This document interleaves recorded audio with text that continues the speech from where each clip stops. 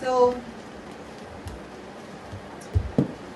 I think I'm going to continue a bit with the Reichian theme that Dossie started on.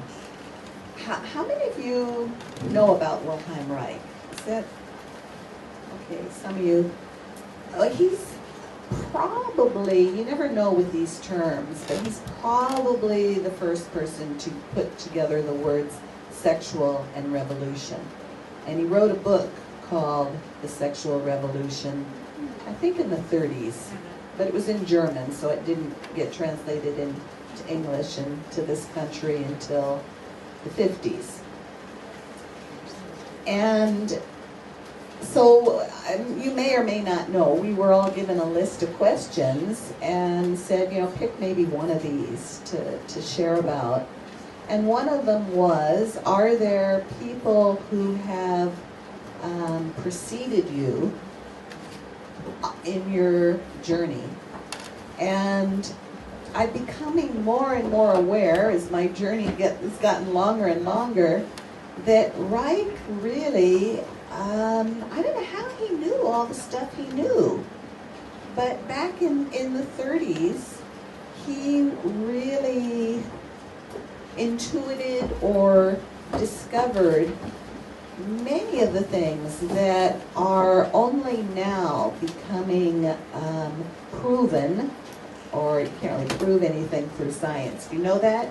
You can't prove anything through science, you can only disprove things. Yeah. But it's kind of being established now through scientific research that a lot of things he speculated about are true. And somehow the powers that be that didn't want a sexual revolution knew this.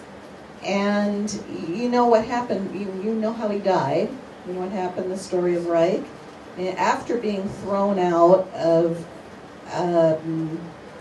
the Communist Party and the fascist and the American democratic process, his books were burned in Russia and Germany and in the United States. He was put in prison where he died. So this is how much somebody did not want a sexual revolution. Why didn't they want a sexual revolution? I really don't think it was because they were concerned about our morality. As Dossie was suggesting, in order to control people, you have to suppress their sexuality. And if we are free, we naturally seek pleasure. Okay? If we're not programmed and shamed and conditioned away from our sexuality and away from pleasure, this is what's natural for us. And I don't think it's really a problem for people to enjoy sexuality and pleasure. It's a problem for them not to be slaves. That's where the problem is, from the point of view of those that have a different agenda than I have.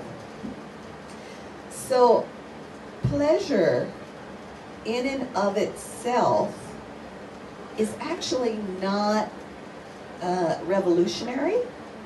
I'm sorry to tell you, sex in and of itself is not really revolutionary.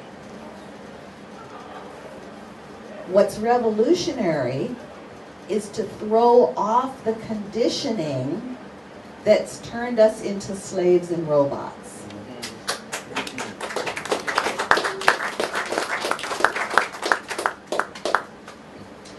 So I don't know how many of you know who I am. Anybody? I've sort of dropped out of sight for a while, but back in the 80s, when people were scurrying quickly to the suburbs and monogamy and away from sexuality, I decided it might be a good idea to encourage people to go for non-monogamy, which later became known as polyamory. And I think it's wonderful that people have more permission to have multiple partners. That's great, but it hasn't changed the world. And I sort of thought it was going to, like, it hasn't. All it's done is help people have nicer lives, which is, you know, that's a cool thing. But I want more than that. I want to see a revolution, like a serious revolution, like getting back, I don't know if you can go back, but getting into our natural state. And so that's why I'm focusing on teaching some work called pelvic heart integration, created by my friend and colleague Jack Painter. And it's very Reichian in nature, but synthesizes a lot of things, because Reich, among all of those great pioneers of psychotherapy and psychoanalysis, was the only one who had an interest and an intention to change people's characters. And why he wanted to change characters was because he had the theory that it is the personality that we've been conditioned into that keeps us enslaved. So I'm done.